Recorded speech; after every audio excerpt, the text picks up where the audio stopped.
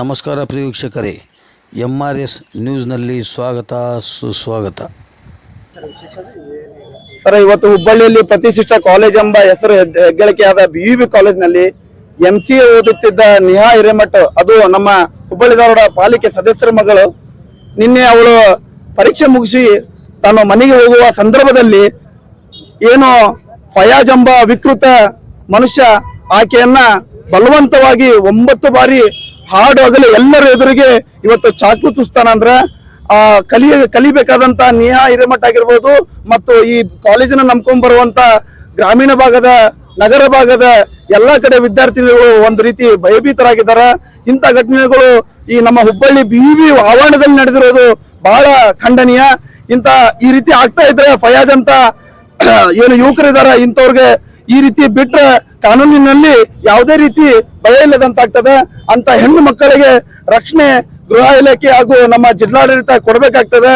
ಅದರಲ್ಲೂ ಈ BUB ಆಡಳಿತ ವರ್ಗ ನಿರಂತರ CC ಕ್ಯಾಮೆರಾಗಳು ಹಾಗೂ ಸಂಬಂಧಪಟ್ಟ ಸೆಕ್ಯೂರಿಟಿ ಏನು ಭದ್ರತೆ ಇದೆ ಅದನ್ನ ಕಣ್ಗಾಳವಾಗಿ ಇಟ್ಟು ಈ ಮುಂದೆ ಈ ರೀತಿ ಆಗಲಾರದಂಗೆ ನೋಡ್ಕೋಬೇಕಂತ ನಾನು ಕೇಳ್ಕೊಂತೀನಿ ಸರ್. ಆದ್ರೆ ಒಂದ್ ಹೆಣ್ಮಗಳು ಅಂದ್ರೆ ಅದು ಎಲ್ಲರಿಗೂ ಒಂದು ಬೆಲೆ ಇರ್ತದ. ಒಂದ್ ಹೆಣ್ಮಗಳು ಅಂದ್ರೆ ಎಲ್ಲರೂ ಒಂದ ಆ ನಿಟ್ಟಿನೊಳಗೆ ಇವತ್ತೆ ನಿಮ್ಗ ಪ್ರೂಫ್ ಎಲ್ಲ ಐತಿ, ಎನ್ಕೌಂಟರ್ ಮಾಡ್ರಿ, ಪಬ್ಲಿಕ್ ಕೈಯಾಗ ಕೊಡ್ರಿ, ಅಷ್ಟೇ ನಮ್ಮ ಬೇಡಿಕೆ.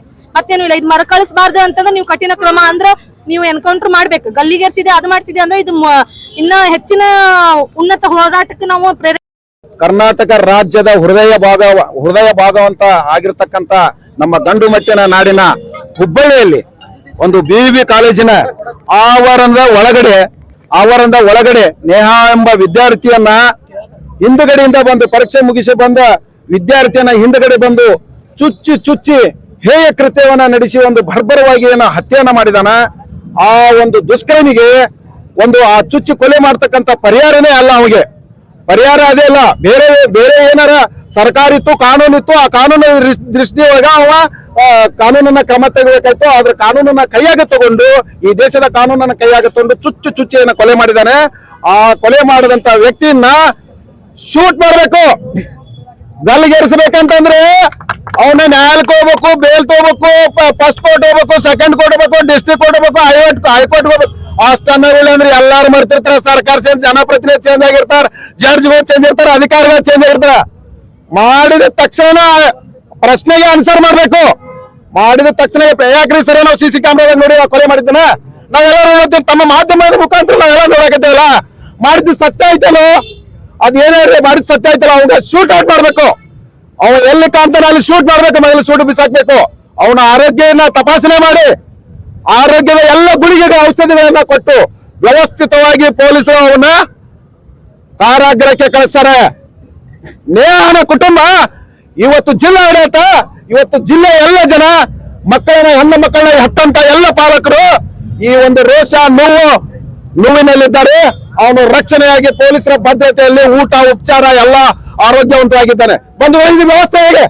ಈ ವ್ಯವಸ್ಥೆ ಬದಲಾಗಬೇಕು. ಯಾವುದೇ ಜಾತಿ, ಧರ್ಮ, ಮತ, ಪಂಥ ಯಾವನೇ ಇರ್ರಿ, ಯಾವುದೇ ಹೆಣ್ಣು ಮಕ್ಕಳಿಗೆ ಈ ರೀತಿ ಮಾಡಿದ್ರೆ ಸ್ಪಾಟ್ ಔಟ್ ಕೌಂಟರ್ ಮಾಡಬೇಕು. ಒಂದು ಈ BUB ಜಿಲ್ಲಾ BUB ಕಾಲೇಜ್ ಆಡಳಿತಕ್ಕೆ ಒಂದು ಪ್ರಶ್ನೆಯನ್ನ ಮಾಡ್ತೇನೆ. ಇಂಥ ಒಂದು ಹೆಸರಂತ ಒಂದು ಕಾಲೇಜು, ಈ ಕಾಲೇಜ್ ಒಳಗಡೆ ಇಂಥ ರೌಡಿಗಳು ಒಳಗೆ ಹೋಗ್ತಾರೆ, ಕೊಲೆಗಳುಕರು ಒಳಗೆ ಹೋಗ್ತಾರೆ ಅಂದ್ರೆ ಈ ಕಾಲೇಜಿಗೆ ವಿದ್ಯಾರ್ಥಿಗಳು ಬರುವುದು ಹೇಗೆ? ಮತ್ತೆ ಈ ಕಾಲೇಜಿಗೆ ಎಷ್ಟು ಡೊನೇಷನ್ ತಗೊಂಡು ವಿದ್ಯಾರ್ಥಿಗಳು ಬರ್ತಾರೆ? ಡೊನೇಷನ್ ಕಟ್ಟಲಿಕ್ಕೆ ಎಲ್ಲೆಲ್ಲೋ ಪಾಲಕರು ಜೀವನ ಒತ್ತಿ ಇಟ್ಟು ಸಾಲ ಸೂಲವನ್ನ ಮಾಡಿ ಹೊಲವನ್ನ ಲೌನಿ ಒತ್ತಿ ಹಾಕಿ ತಮ್ಮ ಮಕ್ಕಳನ್ನ ಈ ಶಾಲೆ ಕಾಲೇಜುಗಳ ಕಳಿಸ್ತಾರ. ಬಂದ್ರೆ ಹಾಗಾದ್ರೆ ಇದೇ ಕೊಲೆ ನಾವು ಉತ್ತರ? ಹೆಣ್ಣೊಂದು ಕಲಿತಾರೆ ಶಾಲೆ ಒಂದು ತರದಂತೆ ಗಾದೆ ಮತ್ತೆ ಹಿಂದಿನ ಈ ಶರಣರು ಹೇಳ್ತಾರೆ. ಆದ್ರೆ ಇವತ್ತಿನ ದಿವಸ BUB ಕಾಲೇಜಿಗೆ ವಿದ್ಯಾರ್ಥಿಯನ್ನ ಹೆಣ್ಣೊಂದು ಶಾಲೆಯನ್ನ ಕಲೀಲಿಕ್ಕೆ ಕಳಿಸಿದ್ರೆ ಕೊಲೆಯ ಕಾಣಿಕೆ. ಈ ಕೊಲೆಯ ಕಾಣಿಕೆ ಕೊಡೋರು ಯಾರು? ಮೊಟ್ಟ ಮೊದಲಿಗೆ BUB ಆಡಳಿತ, ಇಲ್ಲಿರ್ತಕ್ಕಂಥ ತಾಲೂಕು ಆಡಳಿತ, ಇಲ್ಲಿ ಇರ್ತಕ್ಕಂಥ ಜಿಲ್ಲಾಡಳಿತ ಮತ್ತು ಸರ್ಕಾರ. ಇದನ್ನ ನಾವು ನೇರವಾಗಿ ಇವ್ರನ್ನ ಪ್ರಶ್ನೆ ಮಾಡ್ತೇವೆ. ಇಲ್ಲಿ ನಮ್ಗೆ ಸ್ವತಂತ್ರ ಸಿಕ್ಕು ದಶಕಗಳ ಕಳೆದ್ರು ಕೂಡ ಪ್ರತಿಯೊಂದು ಹೆಣ್ಣು ಮಕ್ಕಳಿಗೂ ಸ್ವತಂತ್ರತೆ ಇಲ್ಲ. ಹೆಣ್ಣು ಮಕ್ಕಳಿಗೆ ಇಲ್ಲದಂತ ಮನೆ ಯಾವುದೂ ಇಲ್ಲ. ಪ್ರತಿಯೊಂದು ಹೆಣ್ಣು ಮಕ್ಕಳಿಗೆ ಸ್ವತಂತ್ರತೆ ಸಿಗಬೇಕು. ಹಾಗಾಗಿ ಈ ಒಂದು ನೇಹಾಳ ಒಂದು ಕೊಲೆ ಏನೈತಲ್ಲ, ಅತಿ ಯಾವುದೇ ಒಂದು ಏನ ಮಾಡಿದ್ರೆ ಲೋಕಾಯುಕ್ತ ಕೊಡಿದ್ರೆ ದೊಡ್ಡ ಕಾನೂನಿಗೆ ಚೌಕಟ್ಟು ಕೊಡ್ತಾರ.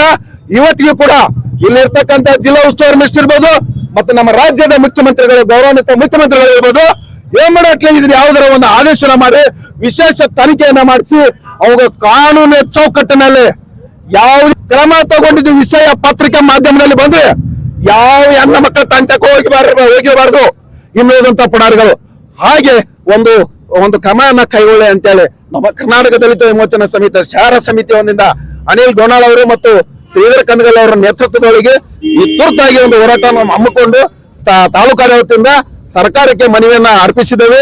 ಮಾಧ್ಯಮದವರಿಗೆ ನಮ್ಮ ಅಳಿಲನ್ನ ನಮ್ಮ ಕೂಗನ್ನ ಕೇಳಿ ನಮ್ಮ ಮಾತುಗಳನ್ನ ಕೇಳ್ಕೊಂಡ್ರೆ ಮಾಧ್ಯಮಗಳಿಗೂ ಕೂಡ ಇದನ್ನ ಸರಿಯಾಗಿ ವಿಸ್ತರಿಸಬೇಕಂತ ವಿನಂತಿಯನ್ನ ಮಾಡ್ತೇನೆ. ಜೈ ಭೀಮ್, ಜೈ ಪ್ರಬುದ್ಧ ಭಾರತ. ನನ್ನ ಹೆಸರು KV ಮಲ್ಲಮ್ಮನವರ್, ಕರ್ನಾಟಕ ದಲಿತ ವಿಮೋಚನಾ ಸಮಿತಿ ಜಿಲ್ಲಾ ಕಾರ್ಯಾಧ್ಯಕ್ಷರು.